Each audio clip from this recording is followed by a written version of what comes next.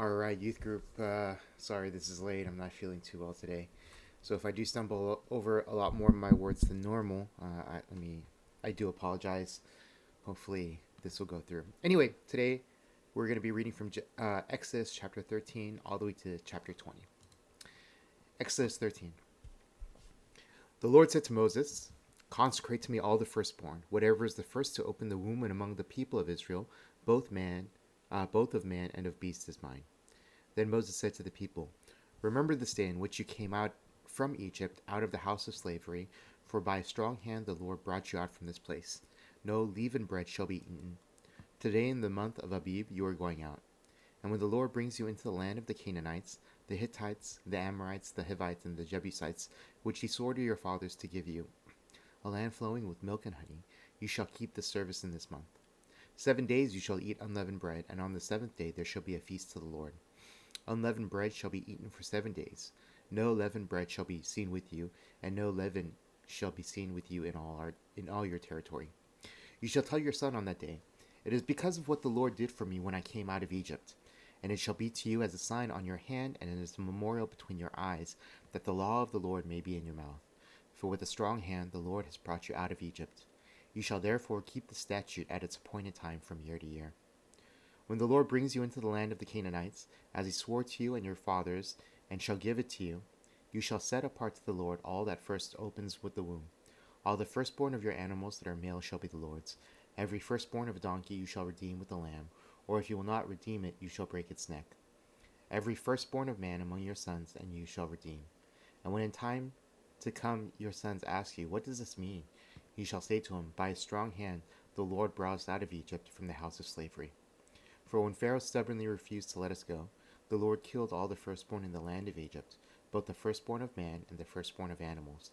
Therefore I sacrifice to the Lord all the males that first opened the womb, but all the firstborns of my sons I redeem. It shall be as a mark on your hand or frontlets between your eyes, for by a strong hand the Lord brought us out of Egypt." When Pharaoh let the people go, God did not lead them by the way of the land of the Philistines, although that was near. For God said, "Lest the people change their minds when they see war and return to Egypt." But God led the people around by the way of the wilderness toward the Red Sea, and the people of Israel went up out of the land of Egypt equipped for battle. Moses took the bones of Joseph with him, for Joseph had made the sons of Israel solemnly swear, saying, "God will surely visit you, and you shall carry up my bones with you from here." And they moved on from Succoth and encamped at Etham, on the edge of the wilderness. And the Lord went before them by day in a pillar of cloud to lead them along the way, and by night in a pillar of fire to give them light, that they might travel by day and by night. The pillar of cloud by day and the pillar of fire by night did not depart from before the people. Exodus 14. Then the Lord said to Moses, "Tell the people of Israel to turn back and encamp in front of Pi-hahiroth, between Migdal and the sea, and from Baal-zephon. You shall encamp facing it by the sea. For Pharaoh will say of the people of Israel, 'They are wandering in the land, the wilderness has shut them in.' And I will harden Pharaoh's heart, and he will pursue them. And I will get glory over Pharaoh and all his hosts. And the Egyptians shall know that I am the Lord." And they did so. When the king of Egypt was told that the people had fled, the mind of Pharaoh and his servants was changed toward the people, and they said, "What is this we have done, that we have let Israel go from serving us?" So he made ready his chariot, and took his army with him, and took 600 chosen chariots, and all the other chariots of Egypt, with officers over all of them. And the Lord hardened the heart of Pharaoh, king of Egypt, and it pursued the people of Israel, while the people of Israel were going out defiantly. The Egyptians pursued them, all Pharaoh's horses and chariots and his horsemen and his army, and overtook them encamped by the sea by Pi-hahiroth in front of Baal-zephon. Then, when Pharaoh drew near, the people of Israel lifted up their eyes, and behold, the Egyptians were marching again after them, and they feared greatly. And the people of Israel cried out to the Lord. They said to Moses, "Is it because there are no graves in Egypt that you have taken us away to die in the wilderness? What have you done to us in bringing us out of Egypt? Is not this what we said to you in Egypt? Leave us alone that we may serve the Egyptians. For it would have been better for us to serve the Egyptians than to die in the wilderness." And Moses said to the people, "Fear not, stand firm, and see the salvation of the Lord, which he will work for you today. For the Egyptians whom you see today, you shall never see again.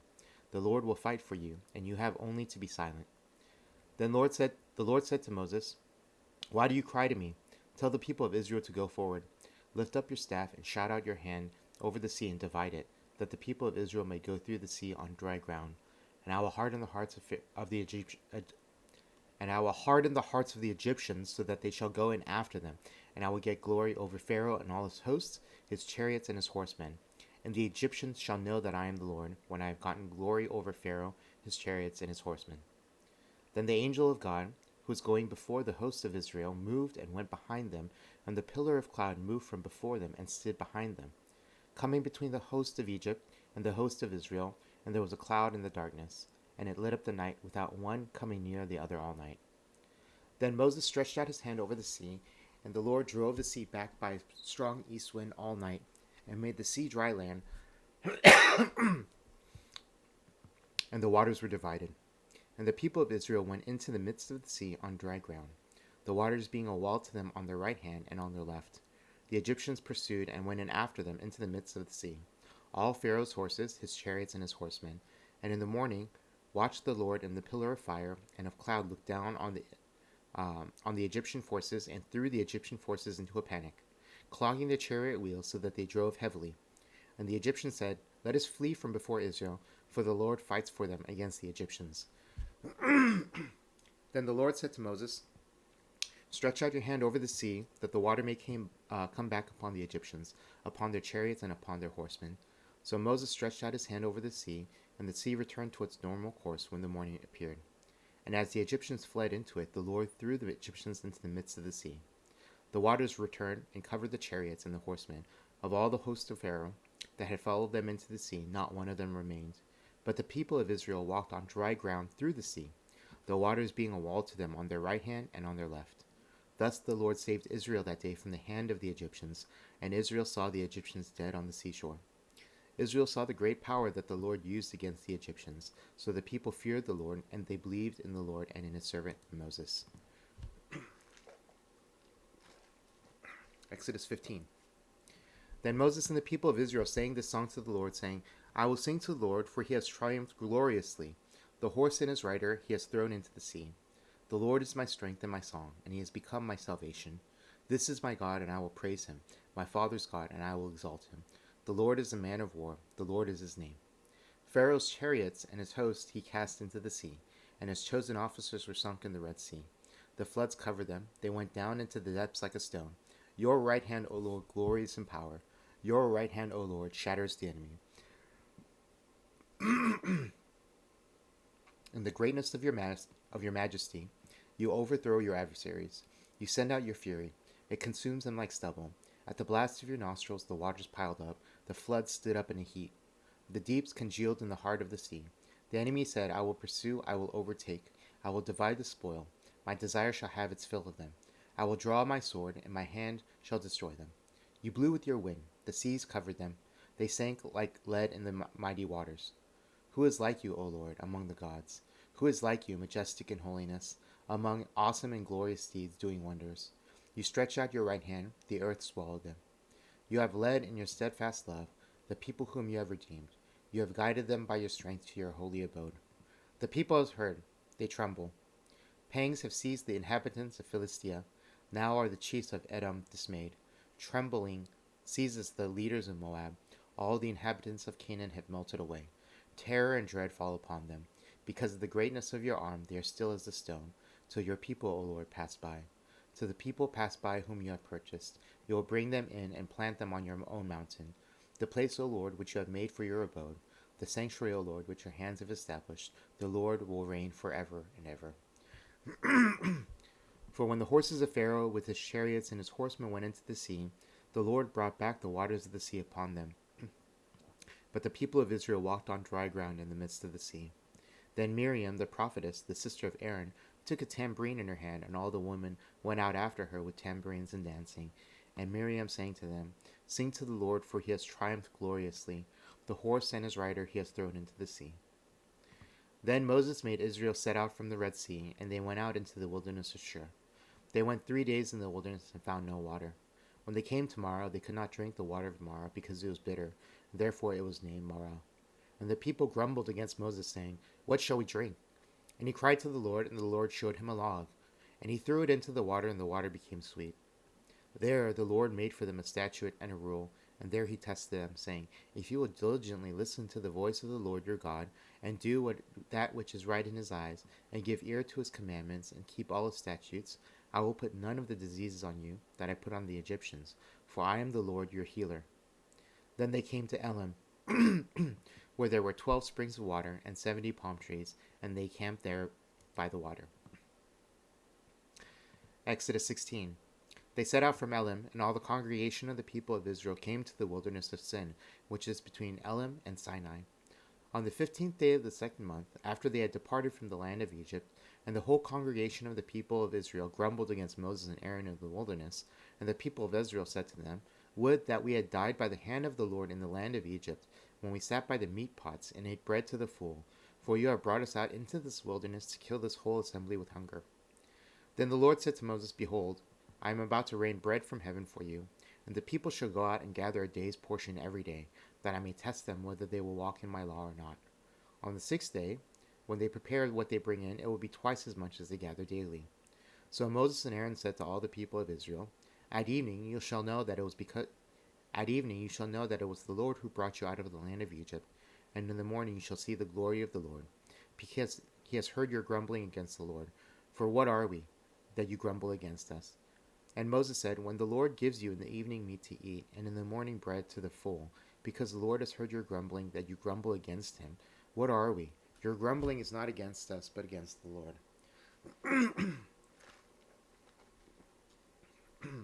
Then Moses said to Aaron, Say to the whole congregation of the people of Israel, Come near before the Lord, for he has heard your grumbling.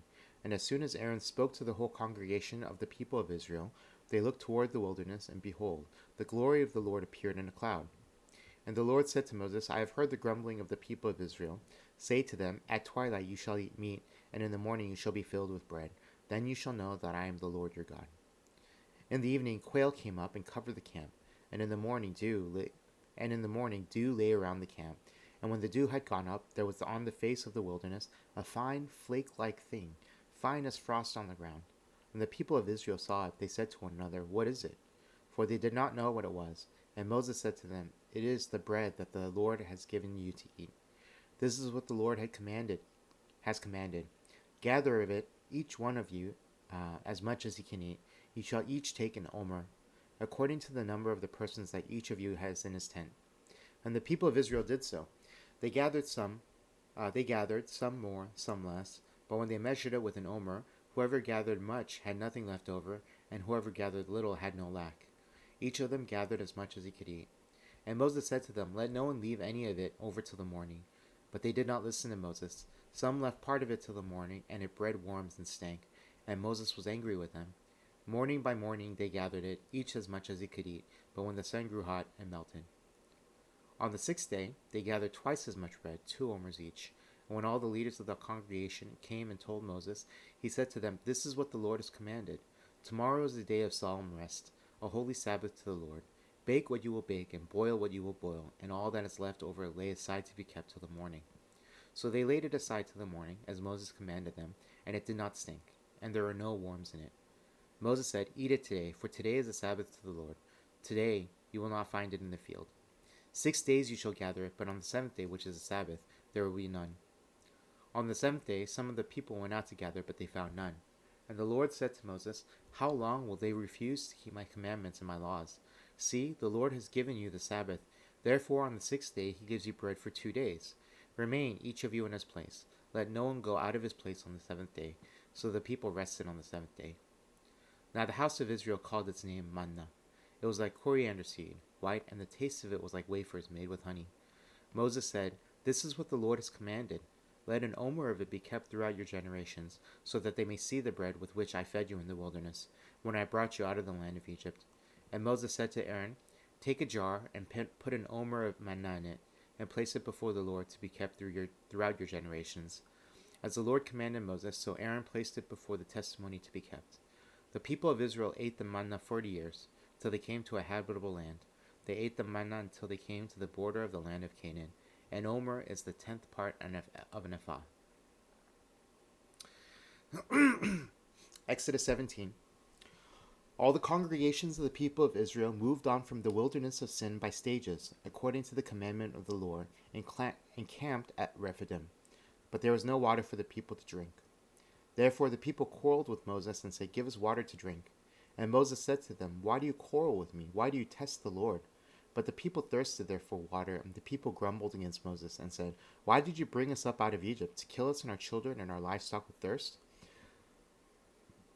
So Moses cried to the Lord, "What shall I do with this people? They are almost ready to stone me." And the Lord said to Moses, "Pass on before the people, taking with you some of the elders of Israel, and take in your hand the staff with which you struck the Nile, and go. Behold, I will stand before you there on the rock at Horeb, and you shall strike the rock, and the water shall come out of it, and the people will drink." And Moses did so, in the sight of the elders of Israel, and he called the name of the place Massah and Meribah, because of the quarreling of the people of Israel, and because they tested the Lord by saying, "Is the Lord among us or not?" Then Amalek came and fought with Israel at Rephidim. So Moses said to Joshua, "Choose for us men, and go out and fight with Amalek. Tomorrow I will stand on the top of the hill with the staff of God in my hand." So Joshua did as Moses told him, and fought with Amalek, while Moses, Aaron, and Hur went up to the top of the hill. Whenever Moses held up his hand, Israel prevailed, and whenever he lowered his hand, Amalek prevailed. But Moses' hands grew weary, so they took a stone and put it under him, and he sat on it, while Aaron and Hur held up his hands, one on one side and the other on the other side, so his hands were steady until the going down of the sun. And Joshua overwhelmed Amalek and his people with the sword. Then the Lord said to Moses, "Write this as a memorial in a book, and recite it in the ears of Joshua, that I will utterly blot out the memory of Amalek from under heaven." And Moses built an altar and called the name of it, "The Lord is my banner," saying, "A hand upon the throne of the Lord. The Lord will have war with Amalek from generation to generation." Exodus 18. Jethro, the priest of Midian, Moses' father-in-law, heard of all that God had done for Moses and for Israel his people, how the Lord had brought Israel out of Egypt. Now Jethro, Moses' father-in-law, had taken Zipporah, Moses' wife, after he had sent her home, along with her 2 sons. The name of the one was Gershom, for he said, "I have been a sojourner in a foreign land." And the name of the other Eleazar, for he said, "The God of my father was my help, and delivered me from the sword of Pharaoh." Jethro, Moses' father-in-law, came with his sons and his wife to Moses in the wilderness, where he was encamped at the mountain of God. And when he sent word to Moses, "I, your father-in-law Jethro, am coming to you with your wife and her 2 sons with her," Moses went out to meet his father-in-law and bowed down and kissed him.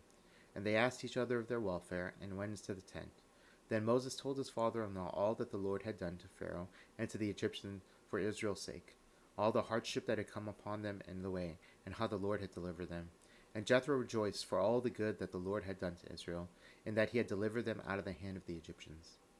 Jethro said, "Blessed be the Lord who has delivered you out of the hand of the Egyptians, and out of the hands of Pharaoh, and has delivered the people from under the hand of the Egyptians. Now I know that the Lord is greater than all gods, because in this affair they dealt arrogantly with the people." And Jethro, Moses' father-in-law, brought a burnt offering and sacrifices to God. And Aaron came with all the elders of Israel to eat bread with Moses' father-in-law before God. The next day Moses sat to judge the people, and the people stood around Moses from morning till evening. When Moses' father-in-law saw all that he was doing for the people, he said, "What is this that you are doing for the people?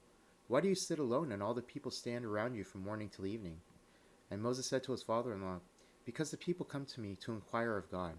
When they have a dispute, they come to me, and I decide between one person and another, and I make them know the statutes of God and his laws."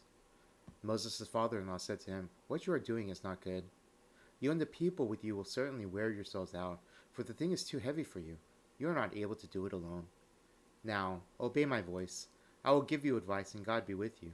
You shall represent the people before God, and bring their cases to God. And you shall warn them about the statutes and the laws, and make them know the way in which they must walk and what they must do. Moreover, look for able men from all the people, men who fear God, who are trustworthy and hate a bribe, and place such men over the peoples as chiefs of thousands, of hundreds, of fifties, and of tens, and let them judge the people at all times. Every great matter they shall bring to you, but any small matter they shall decide themselves. So it will be easier for you, and they will bear the burden with you. If you do this, God will direct you. You will be able to endure, and all this people also will go to their place in peace." So Moses listened to the voice of his father-in-law and did all that he had said. Moses chose able men out of all Israel and made them heads over the people, chiefs of thousands, of hundreds, of fifties, and of tens. And they judged the people at all times. Any hard case they brought to Moses, but any small matter they decided on themselves. Then Moses let his father not depart, and he went away to his own country. Exodus 19. On the third new moon, after the people of Israel had gone out of the land of Egypt, on that day they came into the wilderness of Sinai. They set out from Rephidim and came into the wilderness of Sinai, and they encamped in the wilderness. There Israel encamped before the mountain, while Moses went up to God. The Lord called to him out of the mountain, saying, Thus you shall say to the house of Jacob, and tell the people of Israel, You yourselves have seen what I did to the Egyptians, and how I bore you on eagle's wings, and brought you to myself. Now therefore, if you will indeed obey my voice and keep my covenant, you shall be my treasured possession among all peoples, for all the earth is mine. And you shall be to me a kingdom of priests and a holy nation. These are the words that you shall speak to the people of Israel. So Moses came and called the elders of the people, and set before them all these words that the Lord had commanded him. All the people answered together and said, All that the Lord has spoken we will do. And Moses reported the words of the Lord to the Lord. Reported the words of the people to the Lord. And the Lord said to Moses, Behold, I am coming to you in a thick cloud, that the people may hear when I speak with you, and may also believe you forever. When Moses told the words of the people to the Lord said to Moses, Go to the people, and consecrate them today and tomorrow, and let them wash their garments, and be ready for the third day. For on the third day the Lord will come down on Mount Sinai in the sight of all the people. And you shall set limits for the people all around, saying, Take care not to go up into the mountain, or touch the edge of it. Whoever touches the mountain shall be put to death. No hand shall touch him, but he shall be stoned or shot. Whether beast or man, he shall not live. When the trumpet sounds a long blast, they shall come up to the mountain. So Moses went down from the mountain to the people, and consecrated the people, and they washed their garments. And he said to the people, Be ready for the third day. Do not go near a woman. On the morning of the third day there were thunders and lightnings, and a thick cloud on the mountain, and a very loud trumpet blast, so that all the people in the camp trembled. Then Moses brought the people out of the camp to meet God, and they took their stand at the foot of the mountain. Now Mount Sinai was wrapped in smoke, because the Lord had descended on it in fire. The smoke of it went up like the smoke of a kiln, and the whole mountain trembled greatly. And as the sound of the Lord grew, and as the sound of the trumpet grew louder and louder, Moses spoke, and God answered him in the thunder.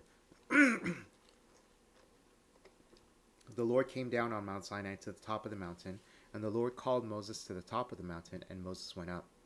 And the Lord said to Moses, Go down and warn the people, lest they break through to the Lord to look, and many of them perish. Also let the priests who come near to the Lord consecrate themselves, lest the Lord break out against them. And Moses said to the Lord, The people cannot come up to the Mount Sinai, for you yourself warned us, saying, Set limits around the mountain and consecrate it. And the Lord said to him, Go down and come up, bringing Aaron with you, but do not let the priests and the people break through to come up to the Lord, lest he break out against them. So Moses went down to the people and told them.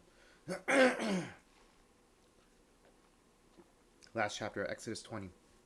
And God spoke all these words, saying, I am the Lord your God, who brought you out of the land of Egypt, out of the house of slavery. You shall have no other gods before me. You shall not make for yourselves a carved image, or any likeness of anything that is in heaven above, or that is in the earth beneath, or that is in the water under the earth. You shall not bow down to them or serve them, for I, the Lord your God, am a jealous God, visiting the iniquity of the fathers on their children to the third and the fourth generation of those who hate me, but showing the steadfast love to thousands of those who love me and keep my commandments. You shall not take the name of the Lord your God in vain, for the Lord will not hold him guiltless who takes his name in vain. Remember the Sabbath day to keep it holy. 6 days you shall labor and do all your work, but the seventh day is a Sabbath to the Lord your God.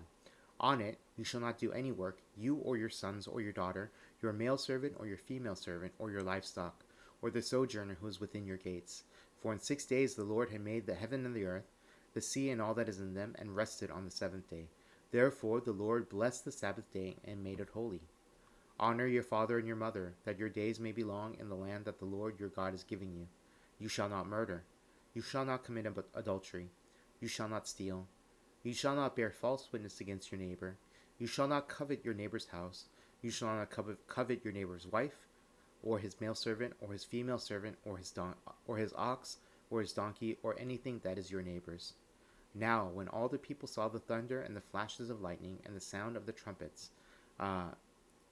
the trumpet and the mountain smoking, the people were afraid and trembled, and they stood far off, and said to Moses, "You speak to us, and we will listen, but do not let God speak to us, lest we die." Moses said to the people, "Do not fear, for God has come to test you, that the fear of him may be before you, that you may not sin." The people stood far off, while Moses drew near to the thick darkness where God was. And the Lord said to Moses, "Thus you shall say to the people of Israel, You have seen for yourselves that I have talked with you from heaven. You shall not make gods of silver to be with me, nor shall you make for yourselves gods of gold. An altar of earth you shall make for me, and sacrifice on it your burnt offerings and your peace offerings, your sheep and your oxen. In every place where I cause my name to be remembered, I will come to you and bless you. If you make me an altar of stone, you shall not build it of hewn stones, for if you wield your tool on it, you profane it. And you shall not go up by steps to my altar, that your nakedness be not exposed on it." Alright, this is it. See you guys later.